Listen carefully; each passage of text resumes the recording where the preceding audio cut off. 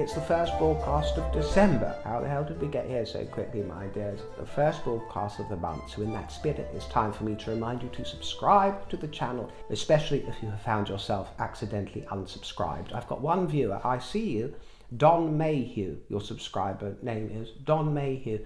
Every week or so, you resubscribe, then unsubscribe, which is totally up to you, my dear. I get it, but you know, make up your mind. Okay, welcome to the broadcast, my dear old fruits. I'm going to kick off with a comment from Owen R, who was very observant and noticed something that escaped my attention on the footage of the Princess of Wales at the Anna Freud Mental Health Facility. Owen says, "Hello River, I was watching footage on the unofficial royal family channel, the one that provides lots of news footage of them doing their various engagements, which is very useful actually. The engagement that the Princess of Wales did at the Anna Freud Centre, I was fucking appalled to see a man fist bump the princess when she turned to greet him. What an arrogant countryman. Are the commoners at these engagements not advised how to greet royalty?" Owenny. Well, my dear, this is nuanced. And I understand that you might think that I would take a dim view of the fist bump, which I do, you're absolutely right, but we have to consider certain elements. Now, I'll begin by saying that when it comes to greeting royals, this begins with good parenting, let's face it. Breeding, and I'm not talking about class here, I'm talking about the breeding instincts of those with good and bad manners, and you find them from the upper echelons to the deep down and dirty basements of society. Do you understand? It's nothing to do with class, good manners. So it begins with manners instilled, as natural as breathing as they are in my sort of family.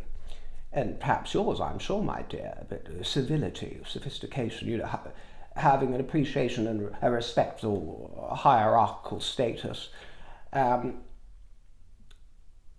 becomes imbibed by one, doesn't it, in our early environments as progeny.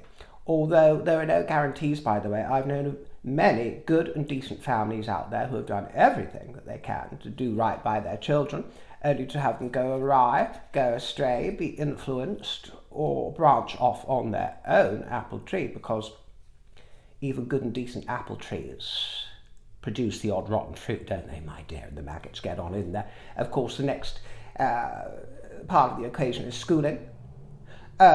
In my day, of course, uniforms were de rigueur.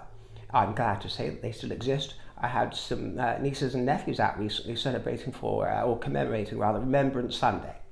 And there were lots of representatives from the school, and the Cubs, and the Beavers, and the Scouts, and the Brownies, and all these kind of clubs. And they were so smartly turned out. It was so reassuring, my dear. They're wonderfully turned out, so it's still out there. But there's lots of sloppiness coming, isn't there? I see schoolgirls wearing mini skirts up to their arses, and these kind of stocking affairs going on. Everything's allowed. All these weird combinations. Uniforms are the great leveller. I truly believe in them, especially at school. Where am I? Yeah, when I was at school, one was fearful of the teachers. And that's not to say that we didn't have a great laugh with many of them, because we did. They had great humour, great wit and whimsy, some of them. Wonderful creatures they are, almost Roald Dahl-esque. But my headmistress, who I adored in a weird sort of way, was terrifying. But she rather shaped me in some of my influences and references. She would always wear primary coloured patent stilettos, 5 inches high, with pleated skirts, so she might wear apple green, shiny patent stiletto heels. And you'd sit there in assembly, carrying up, looking at these, and I'd say, "I love your shoes." Thank you, young River, should say. She liked me complimenting her dress. But then she would have like a contrasting bright scarlet red pleated skirt, for example, and then perhaps a white blouse. She looked a lot like Penelope Keith's character Margot in Keeping Up Appearances, did my headmistress. Absolutely iconic. But woe betide, any sort of mischief, well, watch out, you'll be getting a slipper. And that would be a threat to, this is how things were. So, childhood, as Catherine says, the early years developments are all very, very important. However, it is very important, I feel, excuse the paper rustling, my dear, it's very important not to demonise this particular individual in this circumstance. Why? Well, firstly, Cathy Wales took it in her stride, didn't she? So we have to bear that in mind. She wasn't at all offended from what we could see. She took it with extreme graciousness and with spirit. And although she was introduced to this gentleman as if it was the first time they met, I thought that I caught him say that they had met previously, so it might have been a second encounter, I'm not sure. But we have to consider the fact that she is visiting a mental health charity. I don't know anything about this gentleman, but he may have issues with touch, with engagement, with ritual, as some people do, who have these turbulations of the mind. I did notice that his armpits were sweating most profusely, and very possibly that meant that he had clammy hands. And what would you rather, my dear, if you're about to shake the hand of a princess? Would you rather slop and drip, wet palms, wetty, all over the princess?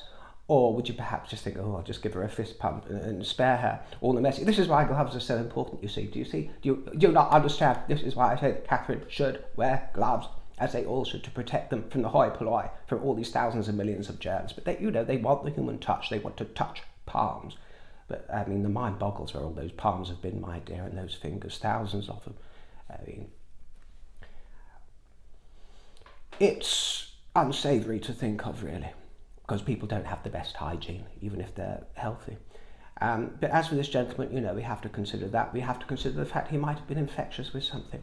So I'm not going to judge this particular encounter. She seemed happy with it, but in truth, what I will tell you, my dear, is that in truth, as far as I'm concerned, the entire table, who sort of continued on with their discussions as she came in and was talking to her friend, in my view, this is a future queen consort we're talking about here. You rise from the table. I don't care how stuffy and old-fashioned it is, but what I will tell you is that perhaps, I would say for sure, actually, William and Catherine don't care for all of that. They don't go in for all of that. They'd rather people didn't make a big fuss of them. So I bear that in mind. But I'm old-fashioned, so I'm going to say my piece. And if a princess or a prince or even minor royalty waddled their way in, then I would at least make a gentle show of wriggling about in my chair a bit, as if to just gently rise, not make a big scene of it, and then sit down again, as I would for non-royal ladies on occasion as well. It depends on the circumstance. I suppose times are changing.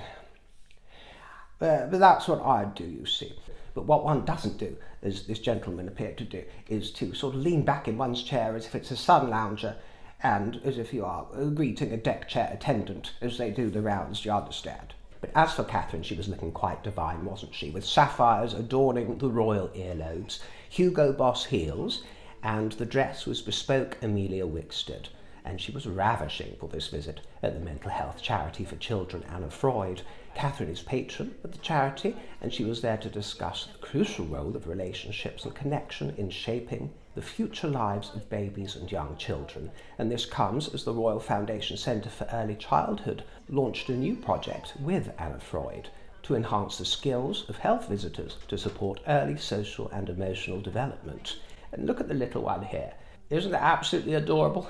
And absolutely irresistible. So sweet. I mean, not many can grow up to say that they once nibbled and gnawed on the finger of a princess and queen in waiting, can they? Well, this young imp did.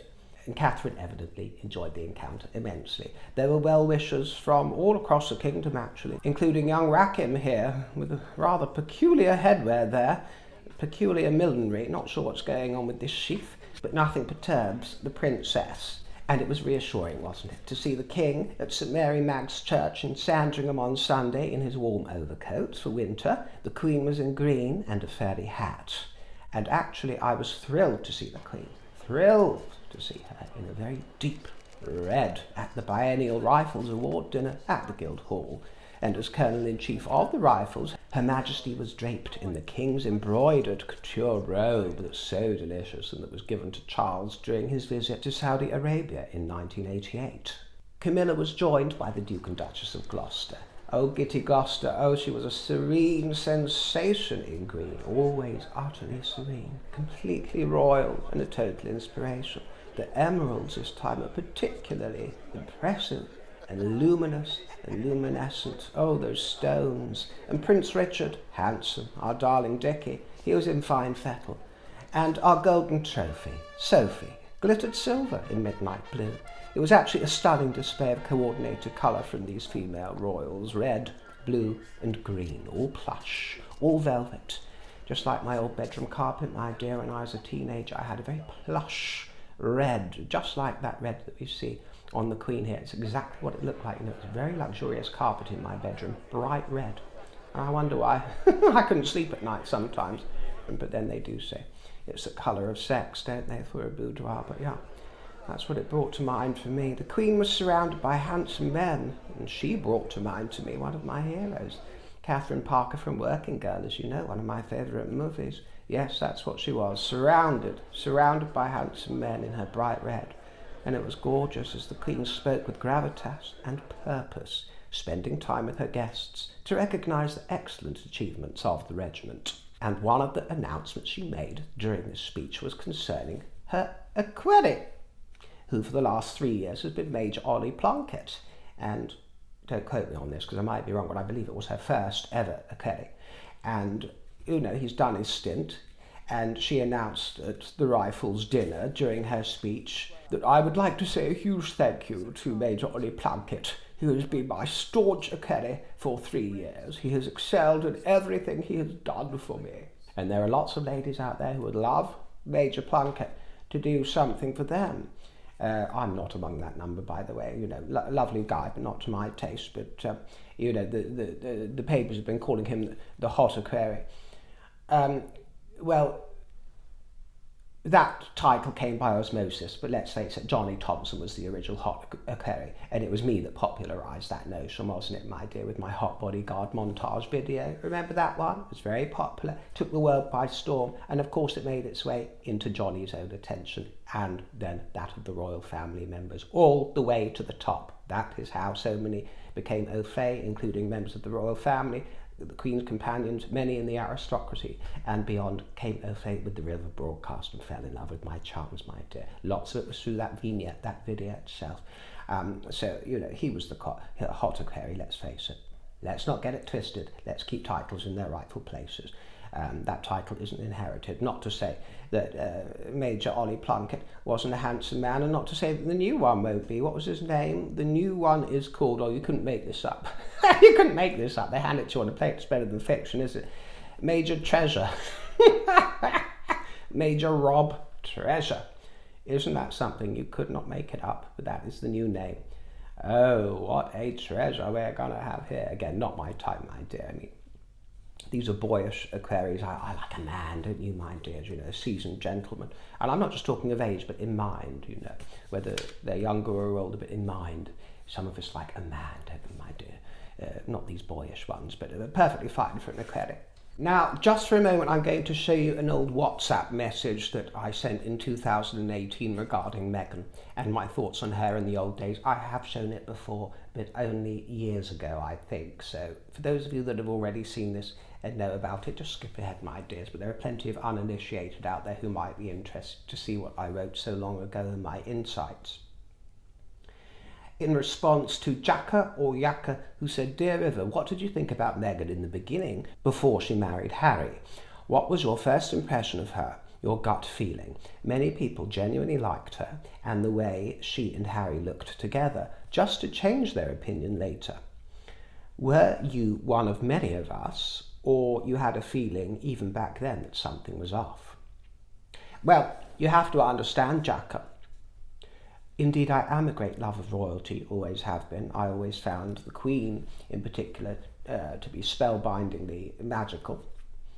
When I was a very young child, maybe even later, I actually thought that she did possess magical powers and that she was some sort of fairy godmother, I suppose. But, you know, I love royalty, I love constitutional monarchy, but this will surprise people, but I have never been an avid fan of royalty or an avid watcher or a follower, do you understand? Until the broadcast came along and took off, you know. Before this channel, I would barely have even remembered that Sophie was Countess of Wessex, for example. I'd really have to sort of think hard about the titles and all this. It's not something that took up a lot of head space. Of course, I know who she was. There was Sophie and Edward, but I'm not that sort of, I don't have that sort of investment. It's another reason why I don't watch a lot of the channels that you guys watch or anything. I don't have that sort of interest. But, so I wouldn't have been giving Harry and Meghan's engagement much thought I had a sort of glancing interest before the marriage, and I thought that Meghan looked pretty. I thought that she had an energy about her. I do remember seeing an interview with her. She had bare legs, and someone had called her dolphinesque because they were so oiled up with various lotions and potions, and I thought that was rather infra-dig. I didn't like the look of it. And she looked like a sort of slippery eel.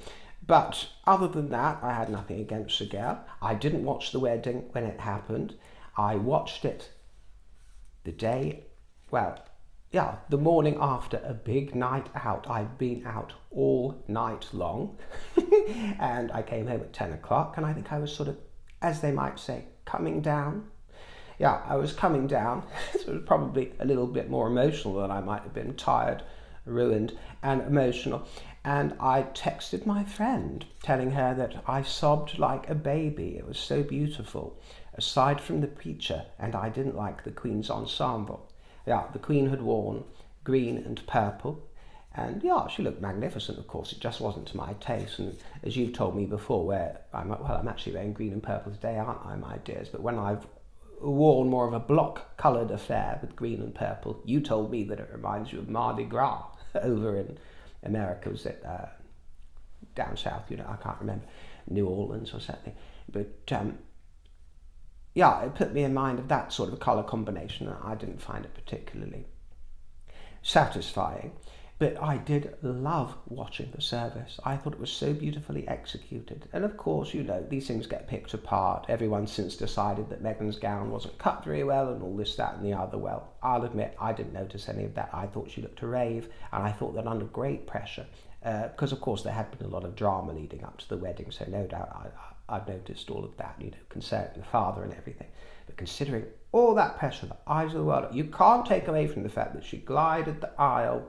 She was serene, it was faultless, as were all involved in the ceremony, really, really wonderful. But as I told my friend, I wasn't keen on the preacher.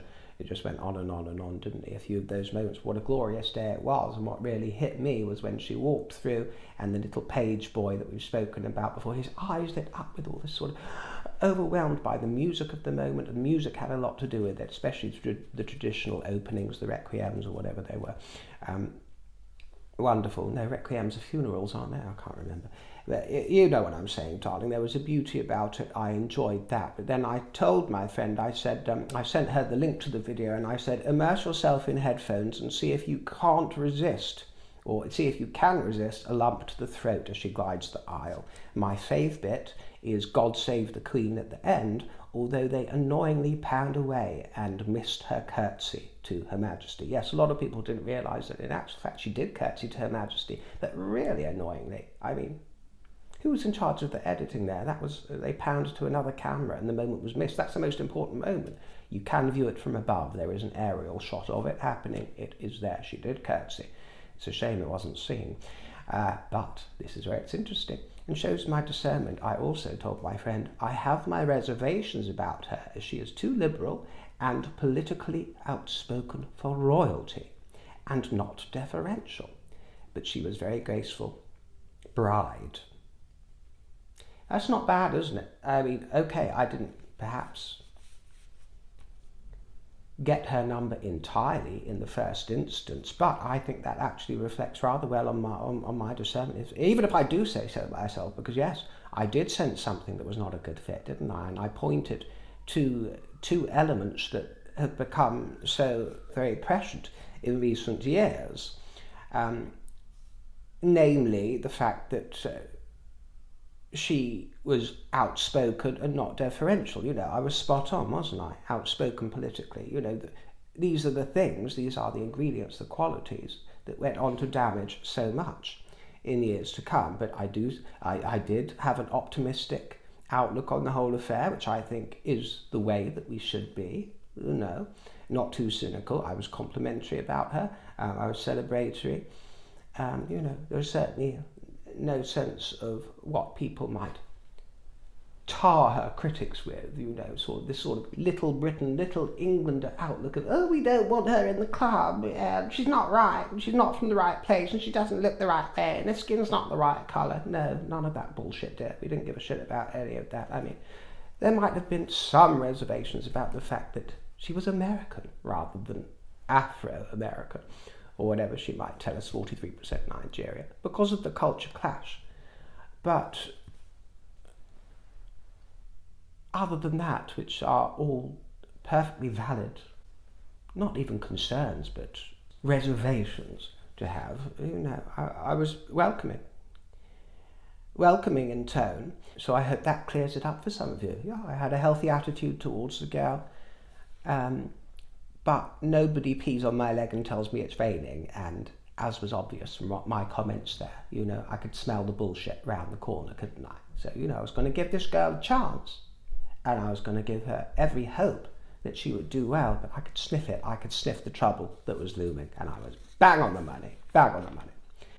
The Queen, as Vice Patron of the Royal Commonwealth Society, hosted a reception at St James's Palace to celebrate the winners and runners-up of the Queen's Commonwealth Essay Competition 2025. It's the oldest writing competition for schools, and it's been delivered by the Royal Commonwealth Society since 1883. And Ginger Spice had the chance to meet yet again with the real posh Spice. We're talking about Queen Camilla here.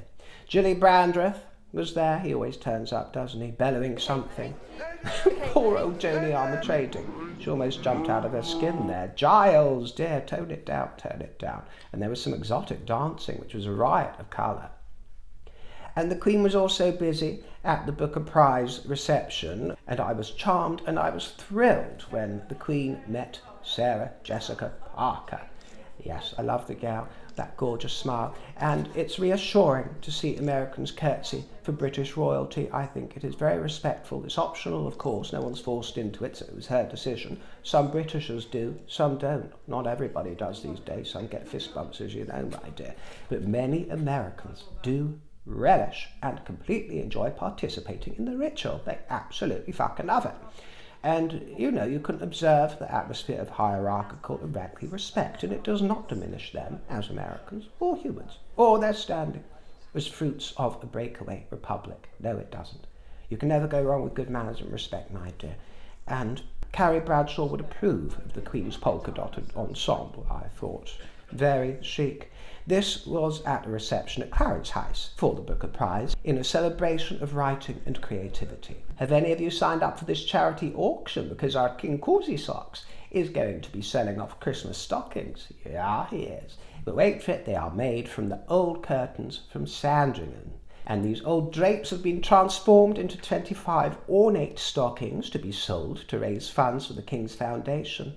And I did have a look yesterday, and I could see that they were already going in the 500s, 600s, up to the early thousands. So I think they've got a few days left, but they'll be going through the roof, but all for a good cause, won't they, my dears? And it's a bit more opulent than my fireplace, but what we lack in opulence, we make up for in charm. We make up for in charm, don't we, my dears, here in the fruit basket? Yeah. In my little makeshift world, so-called salon, we make up for it in charm. And yes, for those who have asked, my ceiling, the hole in the ceiling is now repaired, although there are other problems emanating from that, which we won't go into right now, but there's no hole above me and hopefully no moulds. The charity launched the 12 Days of Christmas auction, and these curtains from the King's private residence were transformed by Dumfries House sewing bee. Ooh, imagine the sights they've seen. If curtains could talk, what would they say? Seeing all those goings-on around Sandringham and the summit. Ooh, if curtains could talk. Let's cast a spell. The foundation runs courses for 15,000 students each year, learning practical heritage skills. And the final stocking, number 25, is going to be a present to His Majesty from the foundation. This is the third year of the enterprise. Do you remember last year? There were offcuts used for footstools, and I recall quite clearly 2 years ago in 2023 when we discussed the kimonos that were made out of curtains from Buckingham Palace and Windsor Castle. Isn't it curious how quick the wheel turns?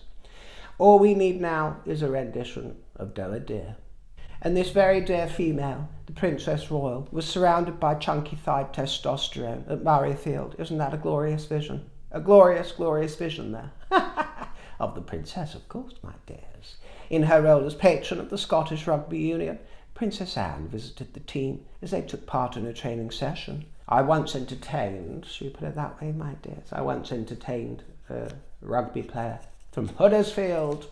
I've entertained quite a few rugby players, my love. It's a speciality. And I remember he told me that he fancied me as a blonde. And he said that I put him in mind of Charlize Theron, which I couldn't really see, but that was a sort of fantasy he had in mind for me, I suppose. You know, I get a lot of, oh, you're a dead ringer for Kate Moss, Kate Blanchett, Kate Winslet. I get a lot of that, but I hadn't had Charlize before, but I suppose I did have a bob at the time. Anyway, he was tall, he was stocky, he was so handsome. I mean, he was a bit daft and not the best manners in the world, but he was a good kisser. Stubble, he was so gorgeous, darlings, so beautiful. Big and strapping, but, and you know, as a rugby player, you'd think the top matched the bottom, and he did have wonderful membership. Wonderful membership, one of the best memberships I've enjoyed. But the legs and the arse didn't live up to the torso and the top, which was a real disappointment, I've got to tell you. You know, I'd been expecting nutcracker thighs. The nuts were fine, but they didn't match the crackers. Well, nobody's perfect, you know, I understand that, so I let him have a go. But I imagine it was the feeling that one gets, that heterosexual men get when they spend an evening with a lady who has been enjoying the upholstery of a Gossard number, should we put it that way? And then when the memories are unleashed, as joyous as they are, you realise that what was in the shop window isn't necessarily what's being sold in the sales bin of the bargain basements. But that's life, isn't it, my dear? Now, as Chancellor of the University of London, Princess Anne conferred honorary degrees on 5 honorary graduates for distinguished achievements in their respective fields, and recipients included Sir Terry Waite, who was taken hostage all those years ago, wasn't he, my dears? And he is the co-founder of Hostage International. There were many of the great and good there, and Anne was so regal in her ruby lipstick and robes. And I wasn't broadcasting at the time, but I did notice that William had a very successful visit to Brazil. Will in Brazil, Rio de Janeiro, in fact, for the Earthshot Prize Business Climate Change Leadership event. With Sugarloaf Mountain on the horizon, Prince William met with the mayor to receive the keys to the city, and Earthshot was uniting 75 young changemakers from Brazil and beyond for a 4-day leadership programme. The prince amazed the locals with his balls and his skills at the balls, and on Copacabana Beach he exposed the royal feet. Oh, fetishists out there will be absolutely delighted to see them unveiled and uncovered, won't they, my dear, those big old willy feet. He was undertaking 5 days of engagement and representing the King and the British government at COP30, and he watched a helicopter rescue lifeguard activation, and he was admired by all the tropical fruits of Brazil. They absolutely fell in love with the prince. Well, that's quite enough peacocking from me today, isn't it, my dear cocks and hens out there who have come by to visit me here in the fruit basket. Thank you for your fruity attention. Leave me your juicy thoughts and comments. If you care to send me a tip, if I made you giggle, then my tip jar is in the description box, and I thank you most sincerely. Catch up with you next time, my dears. Lots of love and doodle pip.